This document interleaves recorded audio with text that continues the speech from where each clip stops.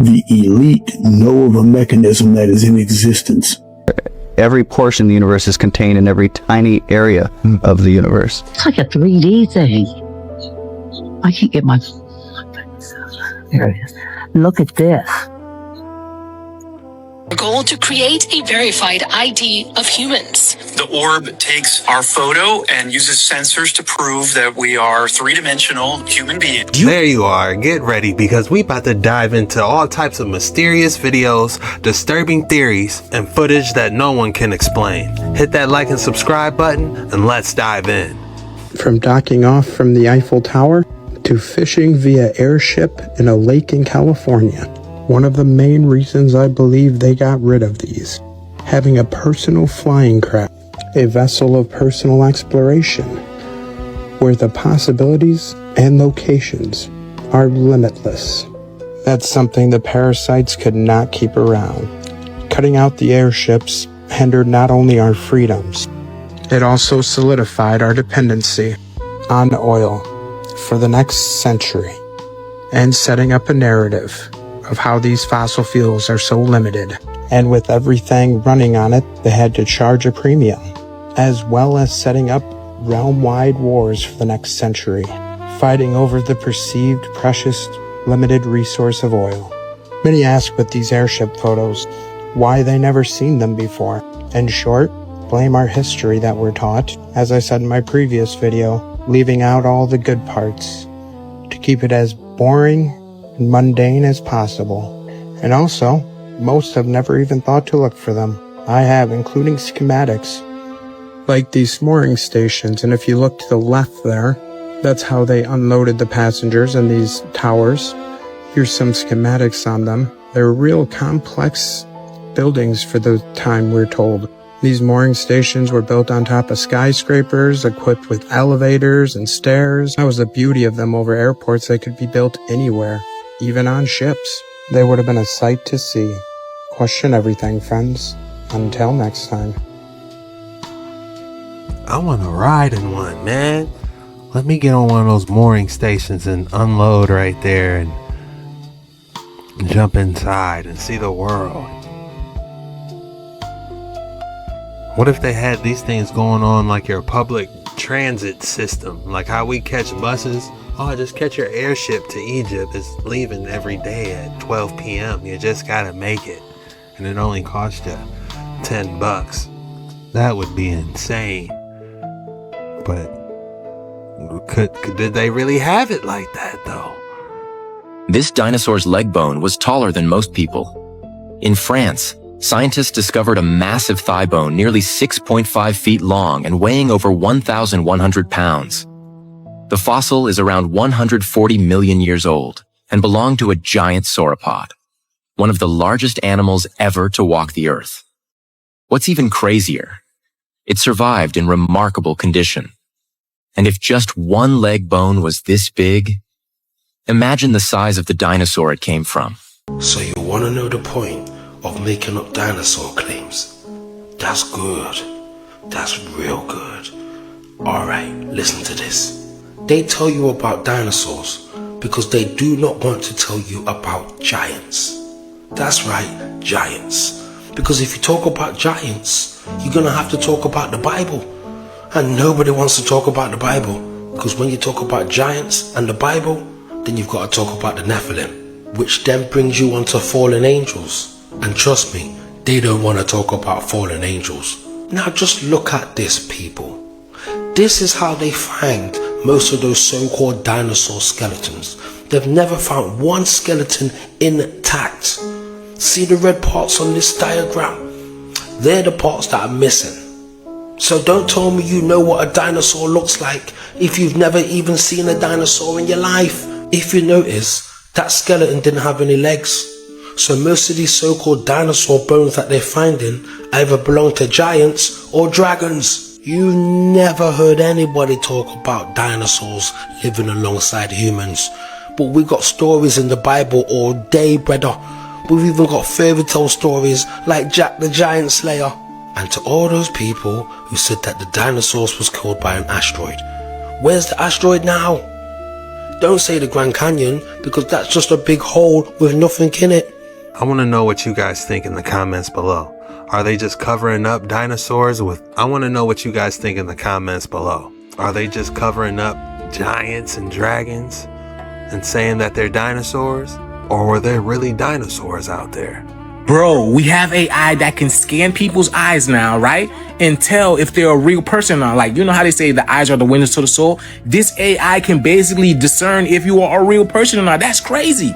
Forget about using an ID. Proving that you are in fact human may come down to your iris. I like it, can't fake it. This is the Orb, a biometric camera created by Tools for Humanity, a company co-founded by OpenAI CEO Sam Altman. Their goal to create a verified ID of humans. The orb takes our photo and uses sensors to prove that we are three-dimensional human beings. Do you guys understand the fact that nobody wants to do anything anymore is the reason why AI is taking over? Think about, did you guys understand? Did you guys think about that? People do not want to work anymore. This is the reason why AI is taking over. But the thing with AI is, in order for AI to operate, it needs one thing. And that is water. It needs water to operate, which is exactly why all the billionaires are investing in water right now. Not just any water, but fresh water, what AI needs in order to operate. Here's a token I've been talking about, the United States Water Reserve, that's getting ready to be announced on July 4th on America's birthday. Because why? Because AI is taking over. When you have UN warning us in 2026 that AI could possibly drink more water than everyone needs in the world, that's a warning, y'all. That's a problem. Okay, so is this just a dog? Or could it be a skinwalker? Because I mean, really, why would it be out there by itself on that trail unless someone left it there? Why are you walking forward to this damn hellhound? That's the crazy part. Now, could this be a witch, a lechuza? Because supposedly the people that caught it said it was flying around their houses at night. So what do you think? Could this be real? Now, this next video was taken by a couple on their security camera, and they do live in the Appalachians. So what is it, a skinwalker, some kind of unknown cryptid, or maybe even some person in a costume? Now, there are a lot of stories of feral people living in the Appalachians. Could this be one of them? Okay, so is this just a dog? That's a damn hellhound. Alright, so I want y'all to look at this shapeshifter right here. Possible skinwalker. Look at this. That goes from looking like some type of humanoid creature to this bat you see right here. And it just flies away. Alright, so I want y'all to look. I thought that was Solomon Grundy at first. The hologram of some sense, in some way.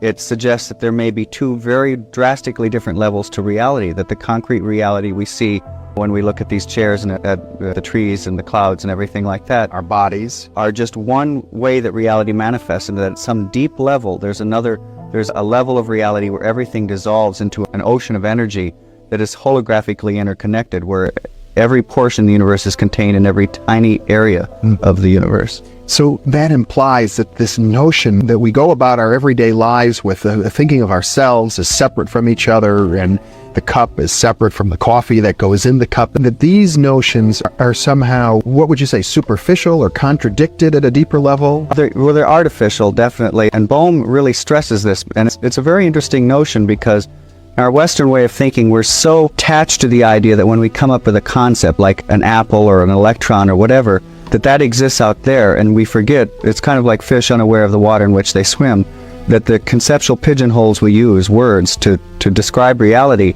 are phenomena inside our head. They're not out there. And most of the time this is a philosophical quibble, but when you get down to quantum physics, and this is one of the reasons that Bohm came up with the holographic idea, it starts to have real effects. And one of those is, it's been discovered that if you take two subatomic particles like electrons, and in certain instances, when you do something to one, it will always affect the other, no matter how far apart they are. It's kind of like stories that you've heard of. The split helix experiment. Identical twins, where when one is hurt, the other feels the pain. And the problem is that we can find no process known to physics that explains how these could be sending a signal back and forth. In fact, because it would have to be faster than the speed of light. Instantaneous. It would have to be an instantaneous signal, and Einstein's theory of relativity said you can't have instantaneous signals, because it would mean that you could violate the time barrier and conceivably call your grandfather and tell him not to marry your grandmother, and most physicists say, well, this would be just too troubling to incorporate into a rational picture of reality. Bohm explains it in a different way, which is a very interesting way, and he says, if you imagine that you've got an aquarium in which you have a fish swimming, you have a TV camera facing the front of the aquarium, one facing the side of the aquarium, and you have a monitor attached to each camera. Now you also imagine further that you come from a culture that's never seen aquariums, never seen fish, never seen monitors or cameras. All you are privy to is the two images on these screens. He says that maybe if you look at these two screens, you're going to see a side view of a fish and a frontal view of a fish. And because you don't know what the deeper reality is, the reality of the aquarium, you may assume that these are two separate things. But two different fish, two different objects, but every time one fish moves, the other is going to make a corresponding movement. And you may then jump to the conclusion that somehow the one fish is signaling the other or communicating the other to say, hey, do this instantaneously. And Bohm says this is what we've done with subatomic particles, that we assume that an instantaneous communication is going on when that's not really what's going on at all. At a deeper level, a very holographic level of reality, every particle in the universe collapses to a sort of cosmic unity. They're not signaling each other. They're like that fish where there's the level of the aquarium. And so what that means, talking about words, is that there is no separation between electrons. Furthermore, there's no separation between people. And this has all kinds of very boggling implications, one of which is that we've always tried to understand, for example, psychic phenomena, like how could I get information out of your head in my head, as some sort of signal going back and forth. But if we live in a universe that's organized holographically, you no longer have to tackle it that way. It could be that I have the entire universe and every neuron, every cell, every atom, every electron in my head, and you do also. So when we can access that, we can access information that seems to be beyond our normal sensory reach. The universe is a hologram of some sense, in some way. Interesting. You know what they say about the moon, right? The moon is not a piece of rock. It is plasma. One thing, you have a theory about the moon, and we expect to be able to get observable facts about the moon fairly soon. What is your theory? Well, it is by now rather more than a theory.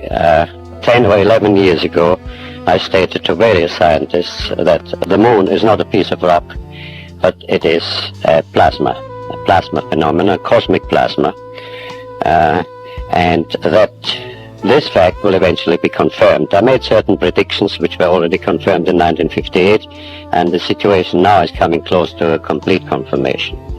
What will be the result if you're proved to be correct in your theories? The result will be profound and decisive, because it will give proof that a complete reinvestigation of the laws of nature is necessary. Because if the moon is a plasma, no man will ever land on it. The soft landing attempts will all fail.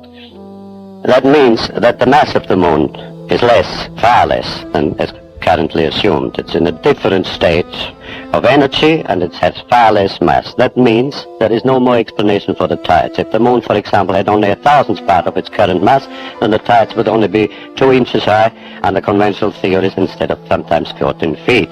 And that means that if it is proved that the moon is a plasma, then all gravitational theories are out, and a new concept of the cosmos and of its laws has to be evolved. 4 years later. Extremely interesting. Drop your thoughts in the comments below. What do you think about that theory? Then looked at the beakers with the water in it, again, fresh water, closed his eyes and just thought. He just pictured in his head the beaker of water, and he thought, thank you. And this was done in different languages with different people, because he can't speak all the languages. The water was frozen, crystals would test under a microscope, and here you go again, thank you. It changed the molecular structure of the water. Now, let me show you a little chart here. Let's put these up. You can see what happened when the word wisdom was used. It's a different molecular structure. Let's look at what happens when truth, the word truth, is used, either as a word, either as a spoken word or a thought. Look at the word eternal. And again, it doesn't matter if it's in English or what language. Look at angel. Now look at I love you. So if you say I love you to someone or even think it, look at the beautiful structure that's created in water with that frequency, either in words, spoken words, written words, or thought. Now, let's look at this. You fool. If you call somebody you fool or think of somebody you fool, look what it does to the water. You've cursed the water. Look at you make me sick. Look at what happens to the structure of water with the words or thought or spoken words, you make me sick. Look at the word evil, what it does to water. Now, here's a before and after photo. Polluted water before prayer. That same polluted water, an hour later, after prayer.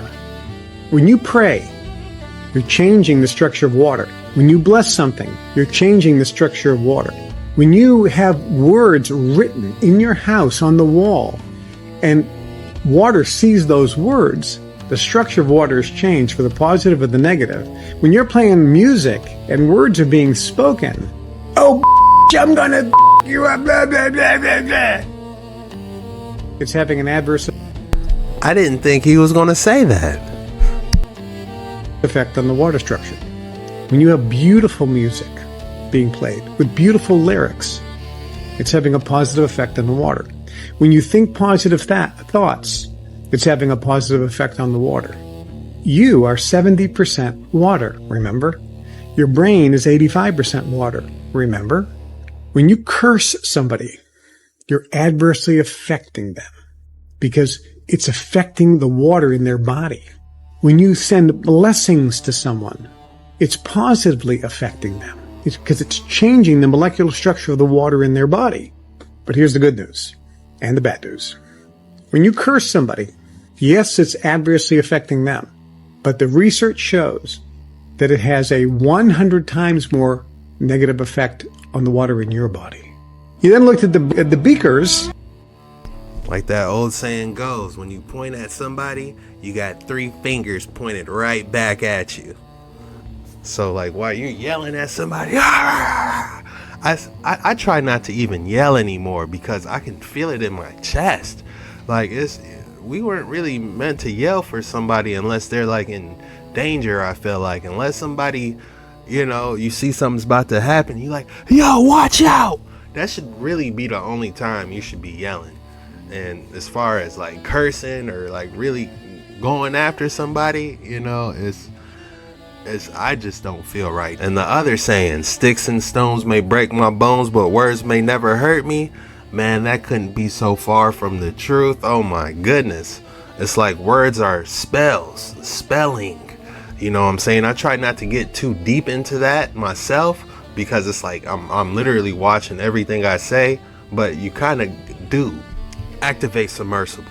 Live and die by the tongue. That's Proverbs 18:21. All right, we are looking at Proverbs 18:21. Death and life are in the power of the tongue, and they that love it shall eat the fruit thereof. So this is why I try to be careful what I say. Like with spelling, it's a spell, like I said, when you got 1 finger pointed at someone, you got 3 pointed back at you. You know what I'm saying? You just always want to treat people with love and respect, no matter who they are, honestly, because you don't want that vibration inside you messing up your 70% water, that living water. Woo-hoo! That living water. Now we're cooking that living water. When you hear something from someone else and it's just vibrating with you and it makes sense and it's refreshing, that's that living water from the Most High communicating to you, called the Ruach on a quantum level. But that's for another day. One thing I can say I learned from elementary school is that the number 1 rule they always used to say, treat others how you want to be treated. Do you remember that? Like you'll get in every single classroom, that would probably be number 1 or number 2 or number 3.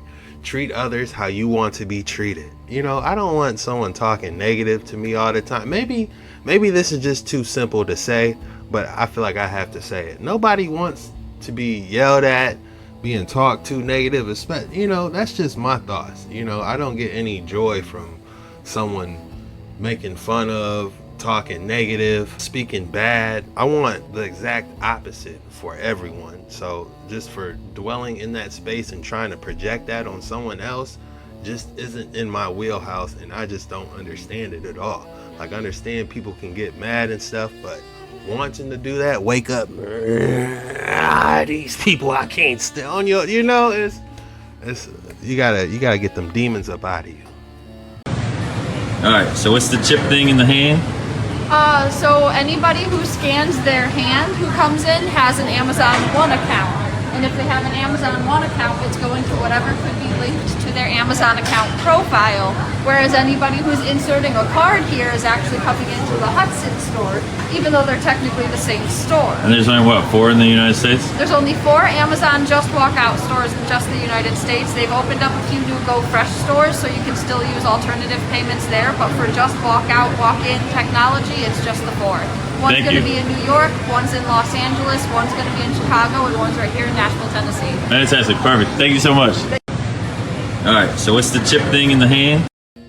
Did you hear him? The chip thing in the hand. I know people theorize about the mark of the beast, but this is definitely not something I would want, you know, to put inside my hand to pay for stuff.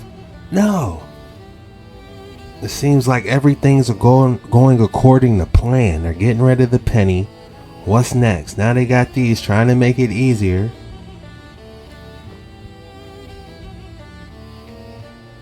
And I just had an evil thought, man.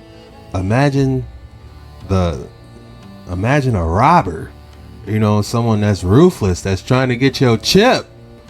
You know, it's going to be like on when they was trying to get that bug out on the Matrix. Remember when Neo's in the back seat? It's going to be something similar to that. You know, when people trying to rob you, scan his hand. You know what I'm saying? There's the chip. You know what I'm saying? Man, that's disturbing.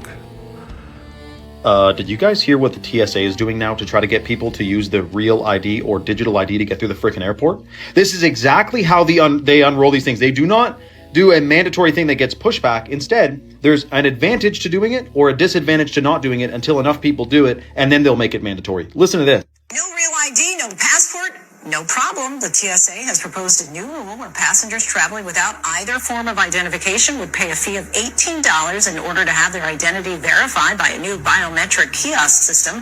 The fee would then allow passengers to access TSA checkpoints for 10 days. The public comment period for the proposed rule begins tomorrow. It's about convenience. You don't need it. It just costs a bit of money if you don't have it. People who are financially savvy will say, well, I'll just get the thing. I'm not paying $18 if I don't have to. And then once everyone has it, then it's a lot easier to manage. And here's the crazy part. Notice when she said public, proposal, public is going to have their opinion on the matter soon, right? Well, this is an absolutely ingenious plan. It's called the Delphi technique, DELPHI, where they invite the public in to give their questions and concerns and see if this is going to fly. But it's all for show. It's going through. It doesn't matter what the public is going to have a concern or a question about at the freaking meeting. They're putting this thing through. But they make it seem like they're open to suggestions. Like, oh, if anyone has a different idea, like, let me know. That's not what's supposed to happen. They're planning on doing this. They're pretending that you have a say in it. The only way we'd have a say in it is if everyone said no. That's the only say we have. Not a couple people at a board meeting suggesting otherwise. Now, for those who don't think this is a big deal with the real ID and the digital ID, this is part of a plan to make you think it's about convenience, but it's about total, utter control over every aspect of your life. Every part of it being databased, collected, inventoried, managed, and monitored. We have to say no to this. Comment your thoughts below and follow for more. That's a good point. You know, like those chips we watched on the previous video. What's to say those ain't getting all your biometrics or a charging port for all the nanobots at your location at all times? You know what I'm saying? We really don't know what's all inside those chips. Keep your head on a straight swivel. If you're enjoying this video, please consider to take a moment to hit that like and subscribe button. If you're new around here, it helps the channel out. Let's continue on this deep dive. Who actually controls everything? I found this book at the local antique shop yesterday, and it was written in 1926, The Secret World Government or the Hidden Hand, Unrevealed in History, 100 Historical Mysteries Explained. There's a secret government, and they are of the nature of the individuals who are taking over now, the blues with a J, that they are the ones that have been running society because they made a pact with a god. He calls it Satan, but that's his position. But I want to read to you this very specific, I have to be careful about what I really was trying to debate whether to put this on the internet at all because it could really get me in trouble. But this particular page, I just want you to see this particular part, talking about proof of the existence of this invisible world government, this hidden hand. He says, the world is governed by very different personages from what is imagined by those who are not behind the scenes, i.e., not by kings and ministers.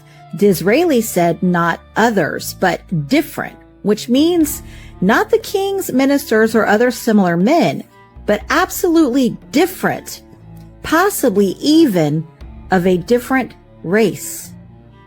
Who they are must be known first of all, and only then can we control them and establish peace, but not before. You know how I'm always saying I'm calling them creatures and creeps? And I'm saying they're not human. I don't know what they are. And this has been my biggest reason around this. I ain't unifying because I don't know what these things are. This apparently has been known. This has nothing to do with religion. I'm not talking about religion or race. I'm talking about like a species of a soul or something that's on this planet. And that's what he's talking about here. Bismarck, the Iron Chancellor, perceived the existence of invisible forces, but could not or did not wish to formulate them, and called them imponderabilia, powers which no one could fathom. I found this book at the local... That is incredibly interesting. I never heard that word before. Imponderabilia. You learn something every day on this channel, don't you? That sounds like fallen angel magic. And the Iron Chancellor, they took that Star Wars sound like they knew about this as well. There's a lot of truth in these science fiction movies. You know, every time I'm watching one now, it's like, what are they trying to tell us? Star Wars has quite a bit of gems in it, honestly. Believe it or not. DarkWaters9, believe it or not. You remember Ripley's Believe It or Not? This is DarkWaters9, believe it or not. That used to be my favorite show growing up. I would watch reruns. I would watch that as much as possible anytime it can come on. That and Fear Factor with Joe Rogan. Man, we had some good TV back in the day, didn't we? Why does everything feel like it's happening all at once in 2026? Remember, for awareness and entertainment purposes only, take this with a grain of salt.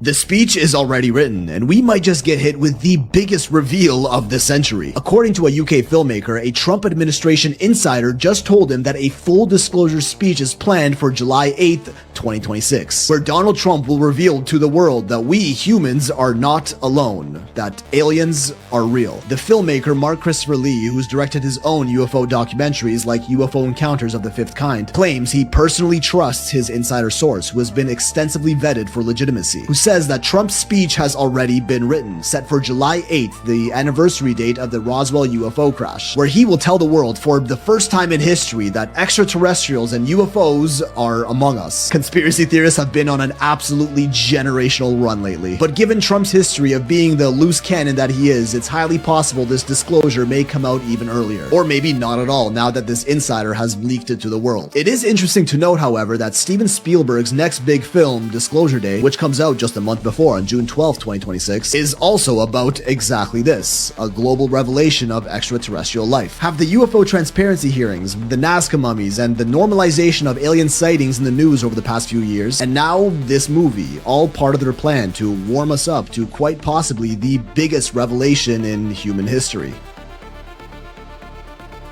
The speech is already written. July 8th. We'll see. I look forward to it. But my thing is, are they aliens or are they demons operating in a skin suit? The elite know of a mechanism that is in existence, a very curious property about our world. It is the Phoenix phenomenon. The elite know of a mechanism that is in existence, a very curious property about our world. It is the Phoenix phenomenon. It is the apex of my research.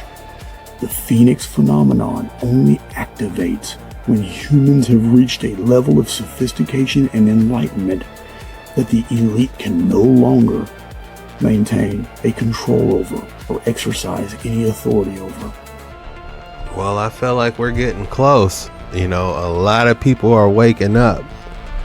You know, definitely questioning things, you know, making critical thinkers, keeping your head on a swivel, if you will. That's like a 3D thing. I can't get my...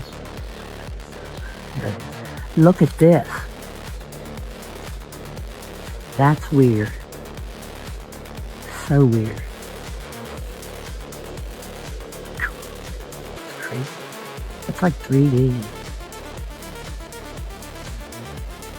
That's like a 3D thing. Even though this jet stream is man-made, it's still beautiful to me to see the shadow, the rosy colors from the sky. I'm very appreciative to our creator for giving us a beautiful canvas above our heads. You know, we just look up, beautiful canvas, you know, and it isn't sprayed up. But man, even the stars at night, you know, you can see all types of stuff just by looking up. You know, thank you, Father, for everything you've done for us. We found the ice wall. Check this out.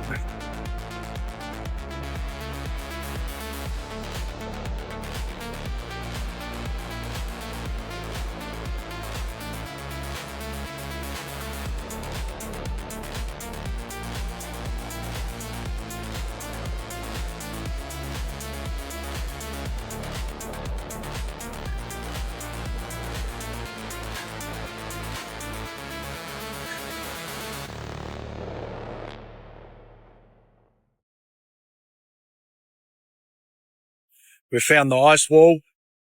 That might be it. But how would you sail through it? You would need the Summer's Gate. Like if you keep going around this edge, there's supposed to be an opening somewhere. And that's how you get to Agartha. I'm surprised them battleships ain't rolled on them for the Antarctic Treaty. Okay, you're not going to believe what I just found out about Antarctica. I'm serious. This is what Google's AI is suggesting is absolutely shocking. So these are images of the ice wall. You may be thinking the ice wall, you mean a chunk of Antarctica? Well, we'll get to that. But I wanted to mention first the Antarctic Treaty and the shocking nature of the fact that all these countries, which seemingly are always beefing with each other, trying to one up the other, we're competing in the global market, GDP and all that, but they all agree to not touch Antarctica. And in fact, to enforce basically restricted access, restricted areas. You can't fly to Antarctica. There's a couple places that I should clarify. You can fly to Antarctica with a permit and an approval to go to a certain part of it or certain parts of it. But you can't just go, even if you're multimillionaire, you got a jet that could take you all the way over Antarctica. It is restricted airspace. And it's very shocking, the excuse that they have. And then if you've ever been tinkering around on Google Maps, you'll notice large parts of Antarctica are completely blurred out. Why is that? Look what Google's AI said. Okay, so look at this. Why is Antarctica blurred out on Google Earth? Well, because many things are blurred, like military and defense facilities. Although I thought it was supposed to be like a peaceful treaty there. You can't really do anything, but militarily. Anyways, the vast majority of Antarctica is also in low resolution due to bright, often featureless ice and snow, making high-resolution imaging both difficult and largely unnecessary. I don't know how it would be difficult, though. With the amount of satellites we allegedly have floating around, they could easily just take a bunch of pictures in 2 seconds, probably, and map the whole thing. But the next part is crazy. Why is Antarctica not allowed? There are no satellites.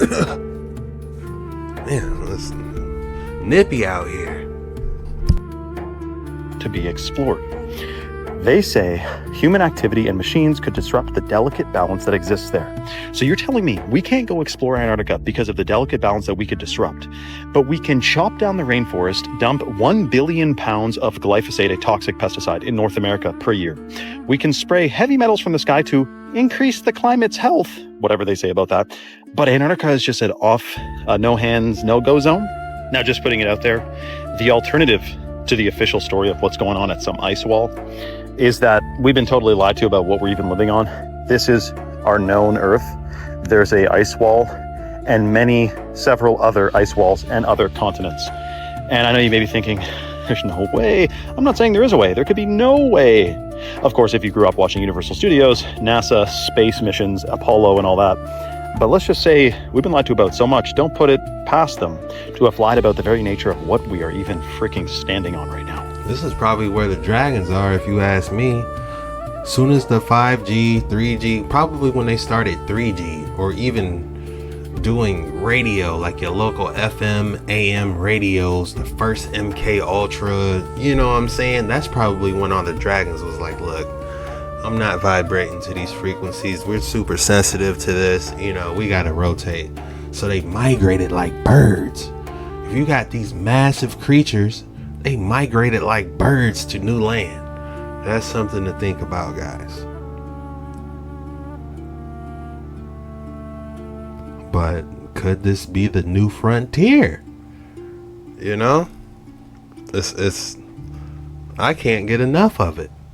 This is like exciting to me. And something else to think about, man. How scary would it be to traverse over this even if you did have an airship? Your boy really be thinking about getting up out of Middle Earth, man, but it's tough. I don't have an airship, okay? But if you did have an airship, if one false move, you're doomed. You gotta hope your etheric charger is working at 100% and you got a backup. I know y'all be watching this, be like, this dude crazy. No, I'm not. Toxic workplaces don't fire you. They set you up to fail. This isn't underperformance. It's engineered disengagement. Legally, it's called constructive dismissal. It's when an employer intentionally creates unbearable conditions, pushing you to resign voluntarily. And when it happens, you might not even realize you're being set up.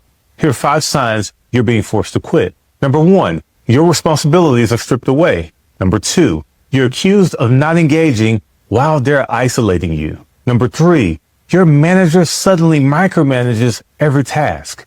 Number 4, performance standards change without explanation. And number 5, you're repeatedly blamed for things that are clearly outside of your control. Here's the goal: to pressure you into quitting so they can avoid paying severance, unemployment claims, or potential lawsuits. You're not imagining it. Document everything and consult an employment lawyer to help you understand your rights so you can hold them accountable and exit strategically. Toxic workplaces.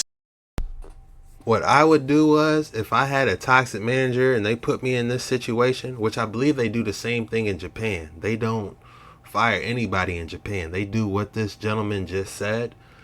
But if they put me in this situation, I would look for another job and put in my 2 weeks. Who can afford a lawyer? You know what I'm saying? Normally the jobs I'm working was temp service special anyway. You know, steel toes, take out that trash, cover him for his 15-minute lunch. You know what I'm saying? Those were the vibes. Fork truck certified, stand up, sit down, propane, you name it. To put in 16-hour days, and they'll give you an hour for free.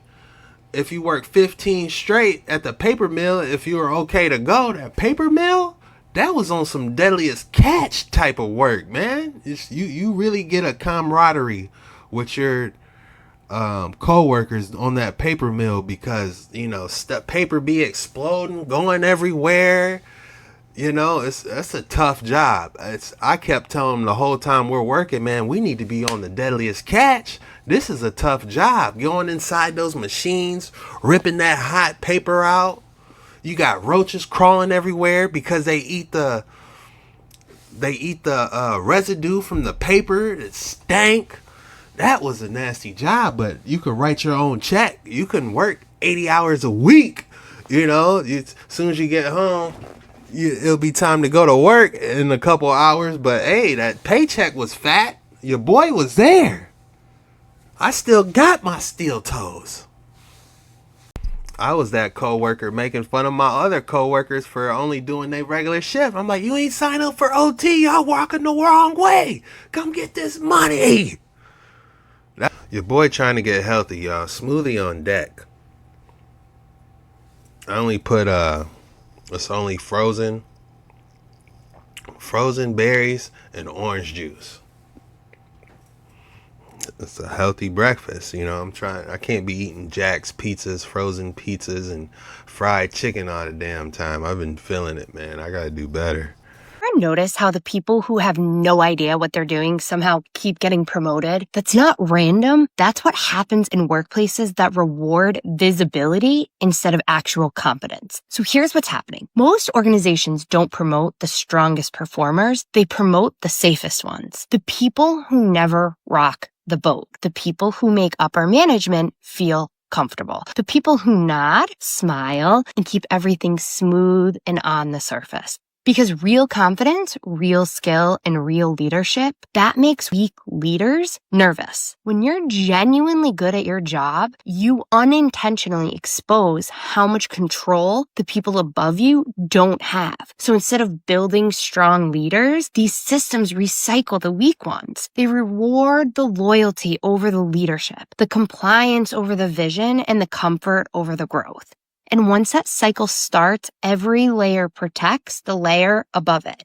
And the real talent either burns out or walks away. So that's how mediocrity becomes the culture. So when you look around and think, why does every manager here seem clueless?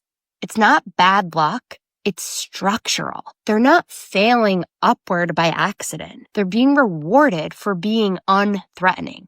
And that is why real leadership feels so rare.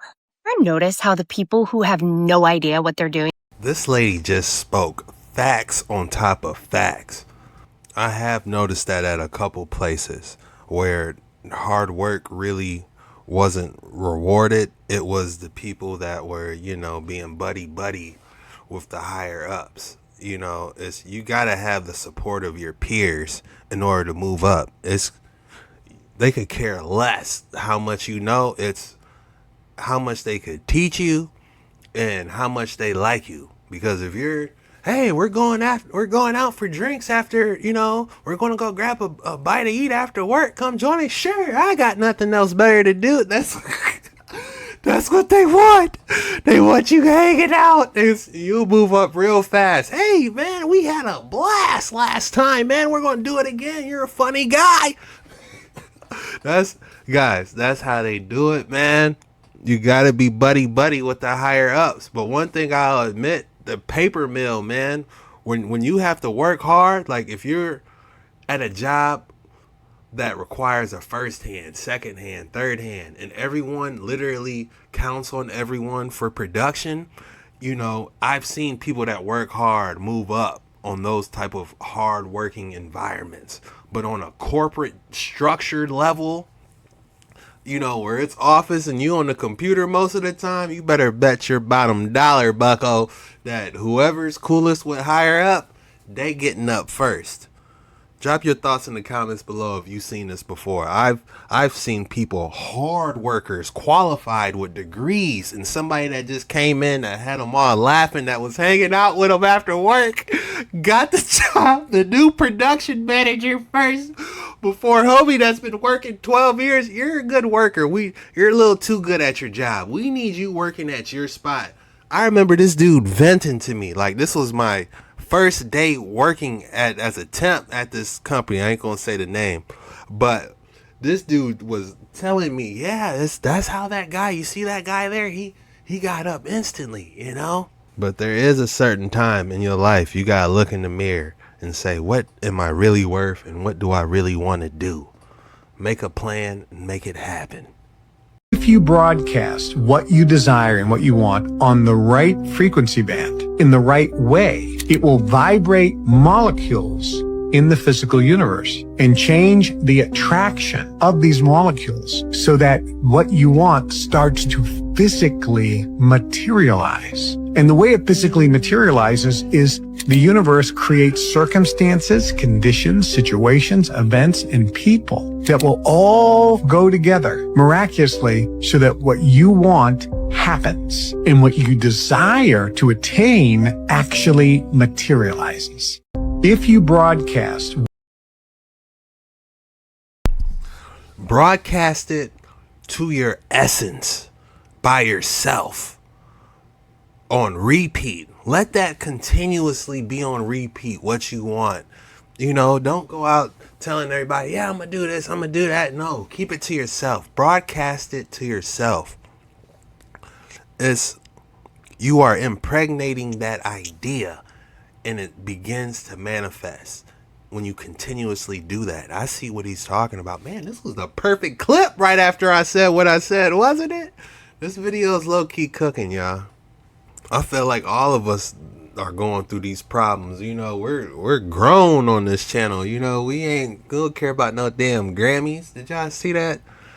I didn't. You know what I'm saying? I saw a couple crazy what people was wearing at the Grammys. They was dressing crazy as hell. I don't even want to show it, you know, but worse than a bikini, you know? And what they was talking about, all of them were talking about the same thing. I ain't gonna say it, but I saw like 3 or 4 clips where they're all saying, you know, it just feels like an agenda, you know, like something that they pushing on us. I'm the type of person, if I keep seeing a lot of people, especially on the news and celebrities saying the same thing, I think the opposite. Like, why are they doing this? What are they trying to hide? What is the true purpose of them and everyone saying this? Did they managers tell them to say this? Is this all scripted? What are they trying to hide? All right, guys, if you thought I didn't have another excellent specimen for you today, think again. There's millions of specimens out there, and we're going to find the best. Wow, look at this. How you using? Interesting.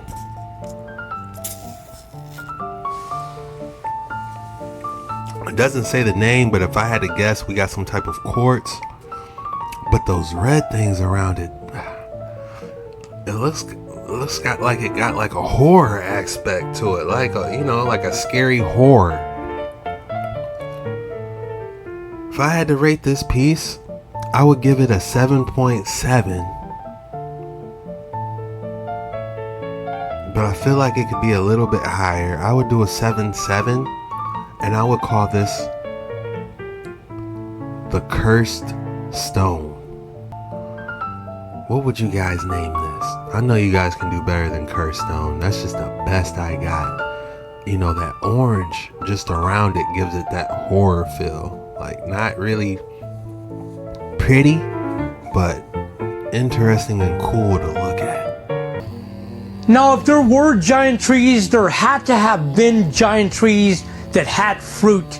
And here is the proof. Now, you tell me that the inside of that doesn't look like a giant plum of some kind with a seed. I mean, just look at the picture up top, and you tell me that that does not look similar. And here's another picture of some more giant fruit from a video that I posted a while back, just to show that the evidence is out there that giant trees did exist at one time, and science can shovel all the horse manure at once and say that this stuff is just something volcanic and giant trees never existed. But to the ones that have already opened their eyes to the truth, there's no denying that at one time there was a giant world, and they can hide the truth with their science and their textbooks, but seeing is believing. Now, if there were giant trees, there had to... I was thinking of cantaloupe. When I first saw this, the first thing that popped in my mind was pumpkin or cantaloupe. Look, it's got the ridges, guys. Anybody who spends time in a garden or at least watches garden videos, you can look at this and be like, Chuck, man, that's definitely a fruit. A pumpkin, a cantaloupe, a peach, you can see the natural indentations on the outside of it. And for crying out loud, it's got split open and you can see the seed.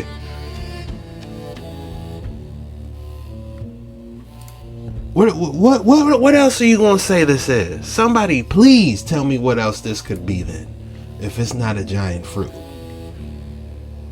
What could you say? It's a giant geode. No! It's a petrified fruit.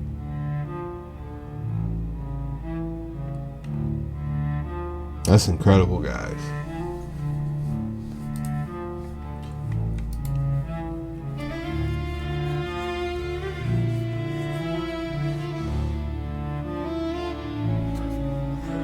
And it makes me think about the giants and what they were eating.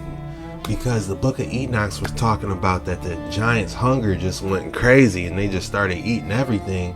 What if like humans were a lot bigger and they were eating this type of stuff? Not the actual Nephilim giants. You got the Nephilim giants. You got the Nephilim giants right here. And then you got the normal human beings that's just big because the oxygen levels was a lot better. You got more photosynthesis coming off of the large plants. You know, it's like the earth was supercharged back in the day. Could you imagine diving into that and how sweet that was in its prime right when it first fell? Man. If you're enjoying this video, please consider hitting that like and subscribe button. It helps the channel out. Now let's get back to the action. America is the old world. So I went to the Parthenon in Athens, Greece.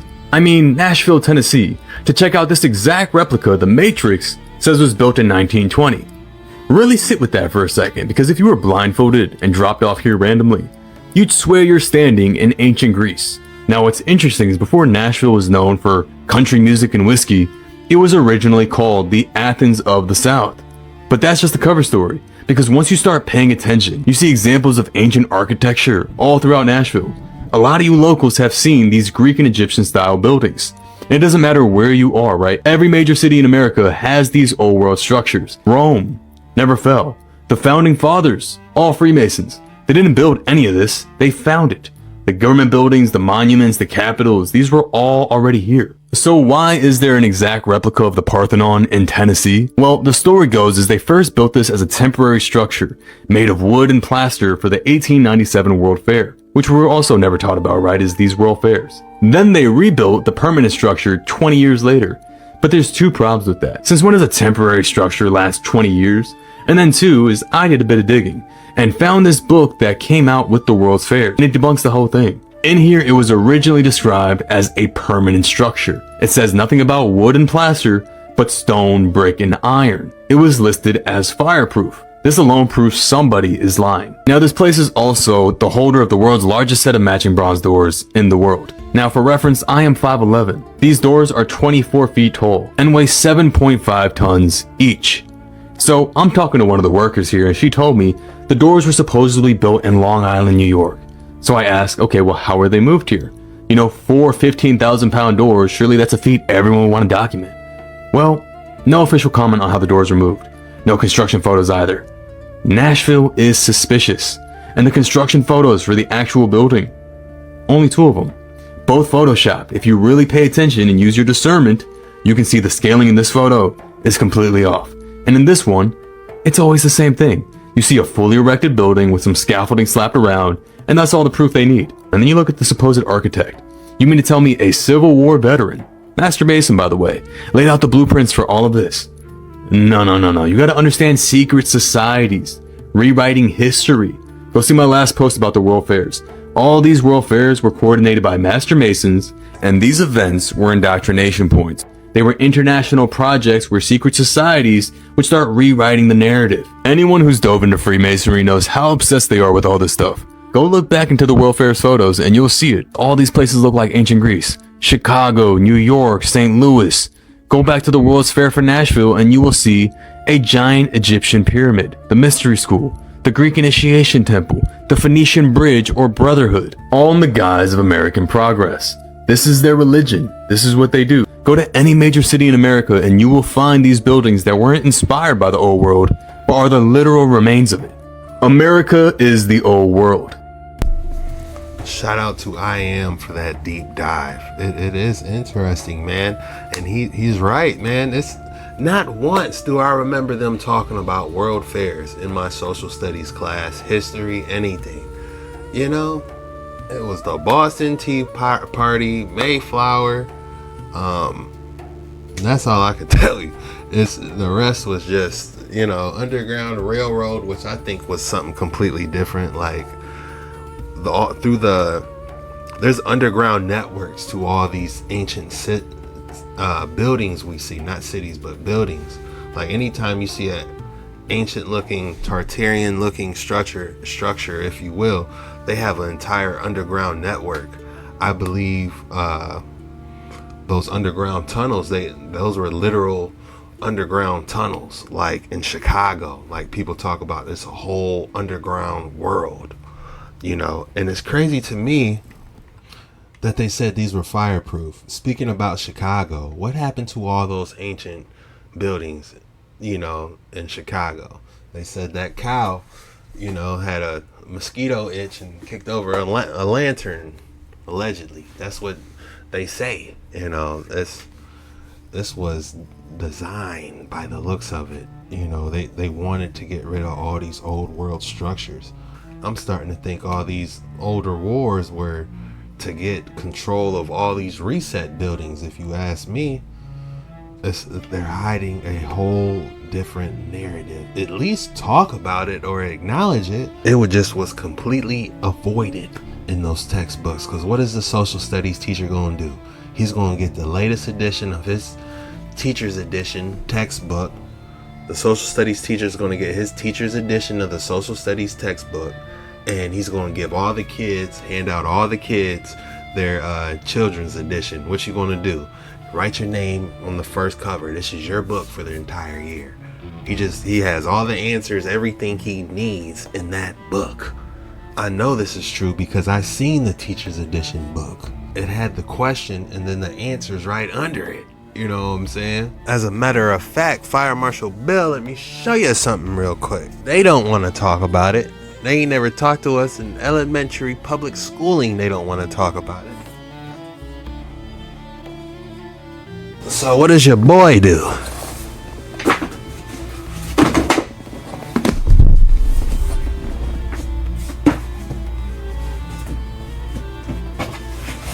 These ain't even all of them. These are just a couple, you know. How? Look at that. We gotta do our own research on world floods because they don't want to talk about it, y'all. We gotta jump in here, look at these structures and these airships that they don't want to talk about. Look at that. That one looks like a cruise ship, doesn't it? Don't worry, a live coming soon. We gonna dig off into all these. Don't worry. But yeah, since they don't want to talk about it, we gotta educate ourselves on our free time. You know what I'm saying? Try to figure it out ourselves. You know, these are the textbooks they should have been giving us. Now back to your regular scheduled programming. And another thing is extraordinary is this door. You know, we were just speaking about those fruits, right? Those giant fruits. That giant cantaloupe, giant peach, it was something. Something that could fit through this door could definitely eat.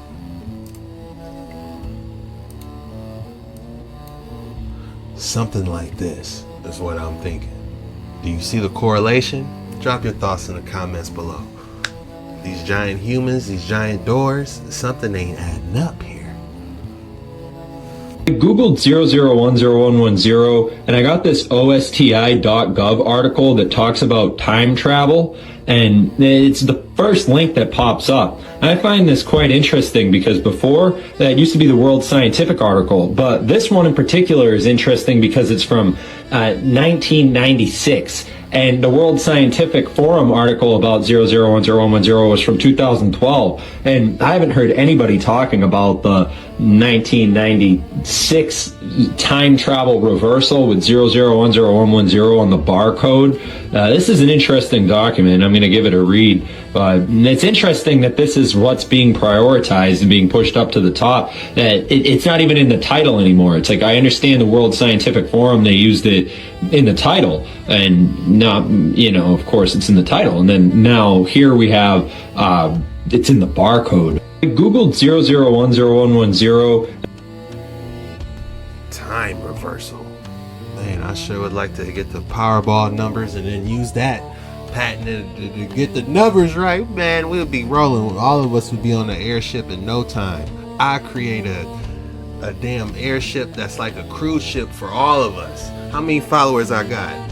However many followers, everybody gonna get their own room, their own locker. We're getting up out of Middle Earth, everyone. This teacher quit mid-school year after finding out the truth about school technology. I resigned mid-year because I could not, in good conscience, remain in this system any longer. And I'm telling you, this goes deep. Since 2019, kids have been tracked the moment they log into their school devices. Their emotions, behavior, diagnosis, their race and gender, every click, every search is recorded and handed over to tech companies without your consent. Programs like HMH, Amplify, Dreambox, Panorama, Class Dojo, Success Ed, all of this Khan Academy, they're backed by billionaires like Gates, Bezos, Zuckerberg. You can literally Google this info. These are so much more than just educational tools. They are surveillance systems collecting data on your children. Schools sign contracts as your child's parent under a loophole, a legal loophole. And tech companies are legally considered school officials. That means they can track and collect everything. This is not education anymore. It is data mining. It is manipulation and exploitation. And I refuse to stay silent. I feel like those apps should be optional. You should say, look, I don't want to use this app. But at the same time, if the teacher's using that app to communicate, it's like, what do I do? Most incredible secret government document that's ever been declassified is right here. It's called the Simple Sabotage Field Manual from 1944. This is not a conspiracy theory. It's got its own Wikipedia page, but this is a document on how to destroy a system just by being annoying. Now, headlines always call this document the CIA's Guide to Sabotage, but it actually came from the OSS. The CIA didn't exist back then. And it was a guide for people trying to resist in occupied Europe to slow down the whole system. And you would think such a guide would have instructions on how to disable infrastructure and things like that, but that's not the reason this goes viral. The document also includes a way for everyday office workers to sabotage an organization without getting caught. And when I read these, some of you are going to say, I think I'd work with this guy. Their tips to sabotage an operation include make speeches, talk as frequently as possible and at great length, illustrate your points with long personal anecdotes and accounts of personal experiences. Bring up irrelevant issues as frequently as possible. Haggle over precise wordings of communications. Pretend to misunderstand orders. Ask endless questions or engage in long correspondence about such orders. Quibble over them when you can. One way to lower morale and overall production, it says, is to unjustly scrutinize good workers while giving inefficient workers a pass. Also, hold meetings when there is more critical work to be done. Multiply paperwork. Think of ways to increase the number of movements necessary to do your job. I realize that some of you who have worked in an office are getting PTSD listening to these. But wait, there's more. Refer back to matters decided upon at the last meeting and attempt to reopen the question of the advisability of that decision. It seems clear to me that at some point the author was just venting about various behaviors he finds frustrating at the office. And that's how you get tips like, give lengthy and incomprehensible explanations when questioned. Be as irritable and quarrelsome as possible, but not so much that it gets you into real trouble. This wasn't declassified until 2008, more than 60 years later. But having worked in offices prior to that point, I do feel like some people out there had a copy of this. The most incredible secret government document that's ever been declassified is right here. Drop in the comments which one of those hit you the hardest. The one that hit me the hardest was the unnecessary meetings when more important stuff needs to be done. Man, I used to work in animal research. Not one of my proudest jobs, and I actually quit. I said, you know what, I didn't sign up for half of this stuff. But the unnecessary meetings when there was so much work that needed to be done. Keep in mind, I was paid hourly. So the quicker I got my work done, the sooner I can go home on time, you know. But those meetings definitely made things worse. I was a pretty good animal technician too, real talented. I worked with monkeys, cats, dogs, pigs, mice.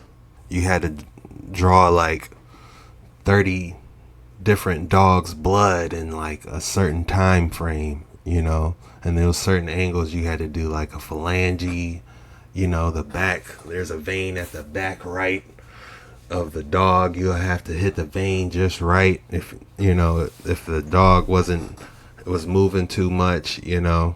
You want to talk about a horror show. I'm talking about pigs.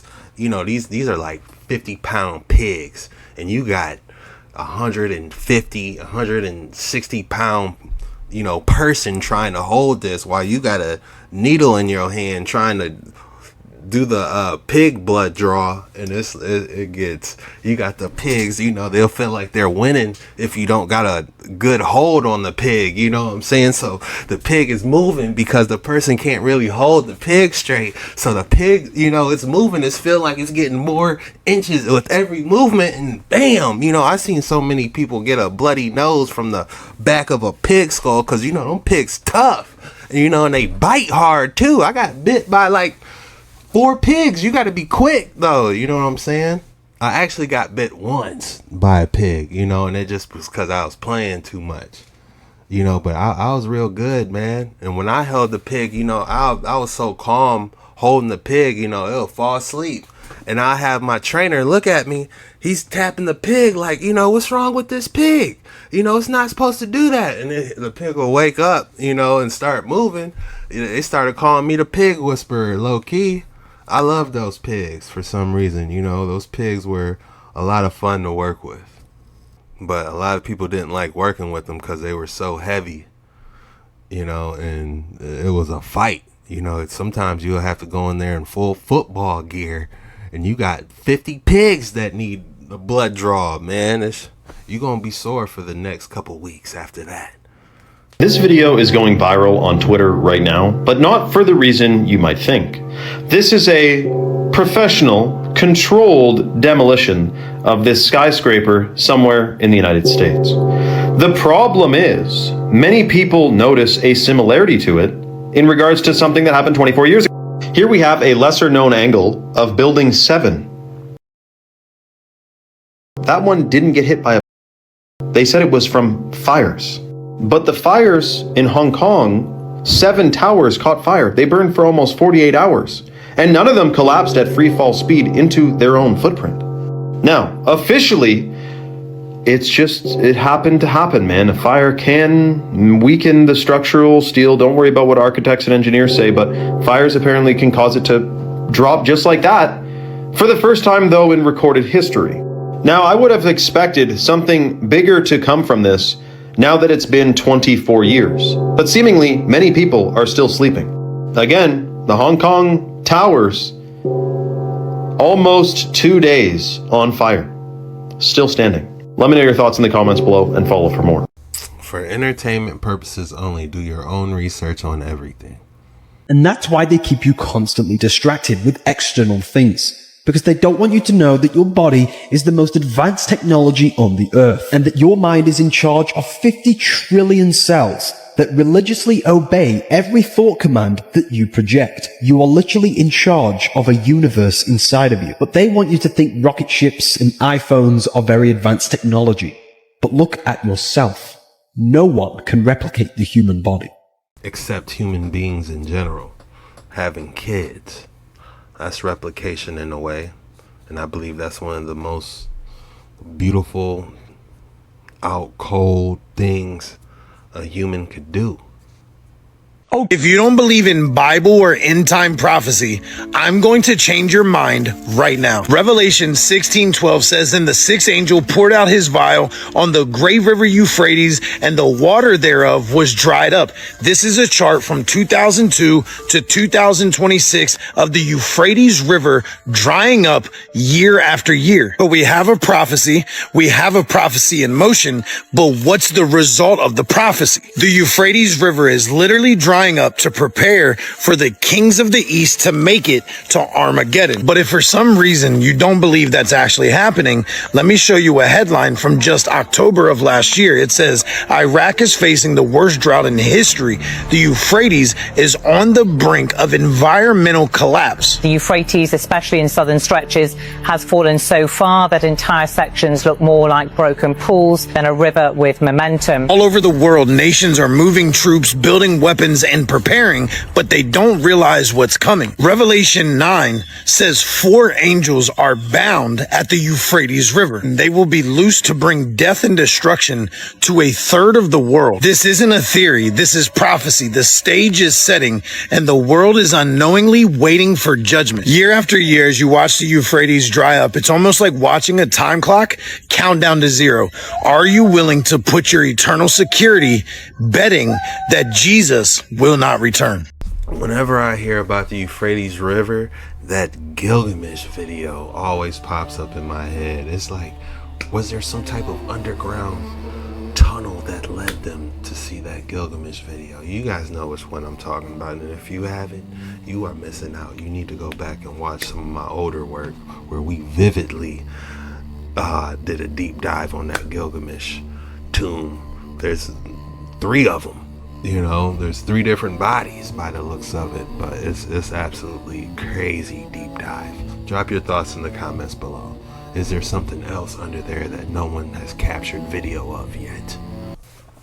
You guys already know what time it is. If you thought you weren't going to get another excellent specimen of the day today, think again. Woohoo, look at this one. Oh, this one's going to be fun. Hayusen! Yeah, guys, I want to hear your rating, and I want to hear the names on this. Wow.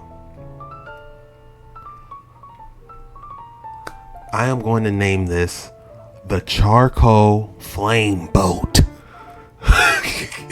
The Charcoal Flame Boat. And the rating I'm gonna give this a 9.2. This is interesting. It's it does look like a flame. You know, the flame, fire, something has to be in the name for this, I feel like. But I would say the Charcoal Flame Boat. And you can see like the ears or horns in the back. That's kind of crazy. Yeah, guys, I want to hear it. Drop them in the comments below. This is a fun one. Isn't it crazy how many different specimens there are? Like, I could do a whole channel just on specimens. There's so many of them. Don't tempt me, because I go to these rock shows, these mineral and crystal shows. That would be fun. But I gotta get on these waters. It's a lot of work that needs to be done. Now, I remember this guy. He dropped some crazy theories. But let's see. This one's about, did we used to have green skin? This isn't the first time I heard of possibly having green skin, actually. But I do want to hear this. Apparently we were all copper-based. All of our physiology was based on copper. We were all blue bloods. Okay? We were all royalty. In fact, we still are. It's just that our physiology is not working the same. And the reason it isn't is apparently because of a nuclear war that occurred here. One of the nuclear wars that occurred here. Now, why Earth? Well, number one, it's a really beautiful place. Okay? It's not the only planet that has water. And when you listen to the scientists talking about, the different moons that have water on them, you got to ask yourself this: where did the water come from? If you have a moon that has no atmosphere, how did the water get there? Because it wasn't always there. It wasn't always like that. It had atmosphere. They were moved. Even Earth was moved from its rotation twice. And there's a possibility, if it's able to happen, I talked with Jay-Z, that they want to do it again. The flood of Noah. Okay? What is going on? I didn't know Jay-Z's moving planets. It's man.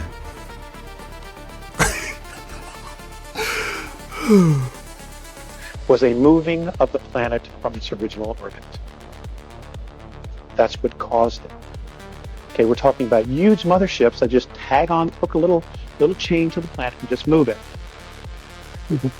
Okay, they have this technology, but that's what it is. It's technology. Okay, apparently we can do these things with our own minds if we're disciplined enough and we're clearly focused on our intent. It's an interesting sci-fi movie, to say the least. I'm gonna let them finish, but it's you need to get this script down and you need to pitch it to Netflix, honestly. And with talking with Jay-Z, that is exactly what Ramtha apparently has been teaching you. Okay, to remember who we originally were. He must be talking about a different Jay-Z, because there ain't no way Rockefeller's moving planets. You know, what the heck is going on? Before we fell into time and fell into physicality.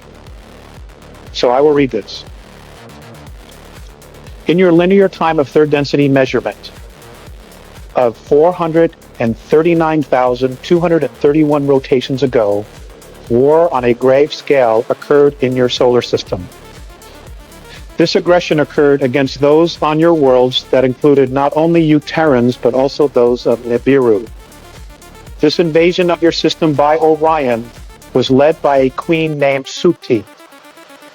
This war was destructive on many levels and frequencies of physicality. Alright. It kind of gets... You can kind of see what he's talking to. Instead of thinking about it being all the way out in the different Milky Way or a different galaxy sector, you know, Moon 32 on the Pluto Nebula, whatever. Imagine it all on Earth, but just further away from Middle Earth. That's what I try to do. Whenever someone takes us way far out to Milky Way Sector 85, I try to bring it back and be like, how can I make sense of this? Where did he get this information? Where is he mixing it with? I try to think about it on the outer lanes as outer space.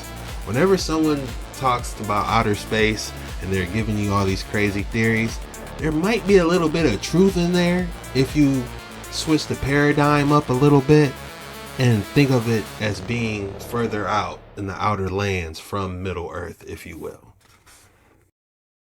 We will focus tonight on your Terran physical form. It matters little to those who hear you, Alex, who do not listen. Please share this regardless of any emotional return to you in challenge. When your science truly removes their bigotry, they will discover of the wisdom of it. The last great conflict was very harmful to your physical form. Many weapons of destruction, many of atom splitting have been used, which means nuclear weapons. This is the reason for most of your Terran skin tones. We shall explain. Orion was and is... You know, what they doing to the atom is suspect as well, you know.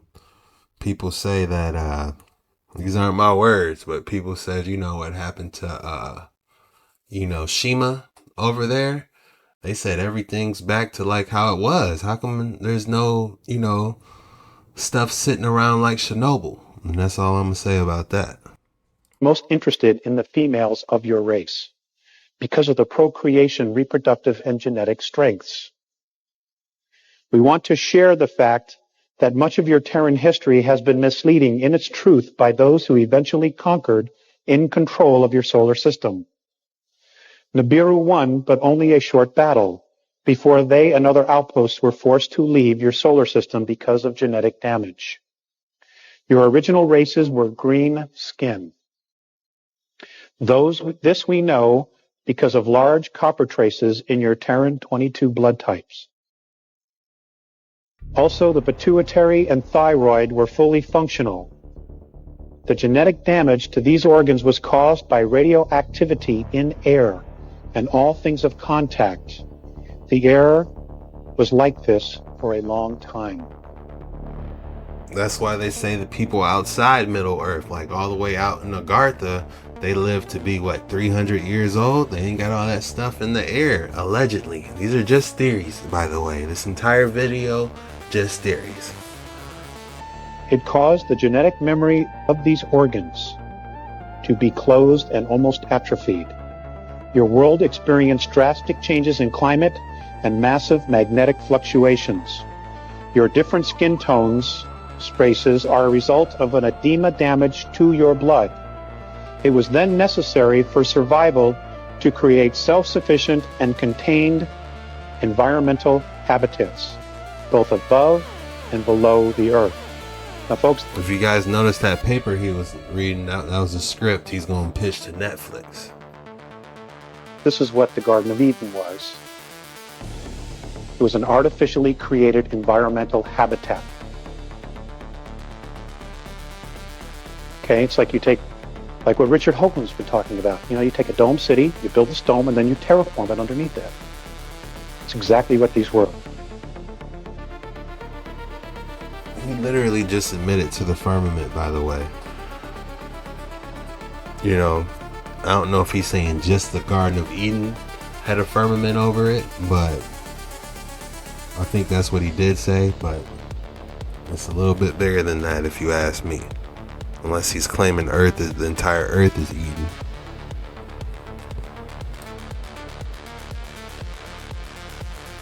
Let's see, where was I? Much of the fossilization of your Terran remnants is caused by this radiation of your planet. Your system contained 3 suns at the time. Only 2 remain.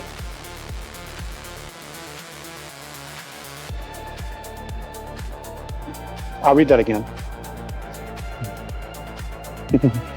Your system contained 3 suns at the time. Only 2 remain. Write it down, it's a question. Your physicality, your physicality in its original form contained a great balance of zinc, copper, magnesium, and iron. Your true blood color was green, like your chlorophyll. Time I can think about that is Osiris, really, because didn't they say Osiris used to be green? That's all we got for today's video. If you made it all the way through, be sure you hit that like and subscribe button and go ahead and drop the code word in the comments below. The code word is double up mystery. Go ahead and drop double up mystery in the comments below. When you do that, that lets me know you're real and you really made it all the way through the video and you really rock with your boy. I just want to say thank you from the bottom of my heart. I love you guys. I don't take this for granted, and I'm going to keep bringing these bangers to you, and see you next time.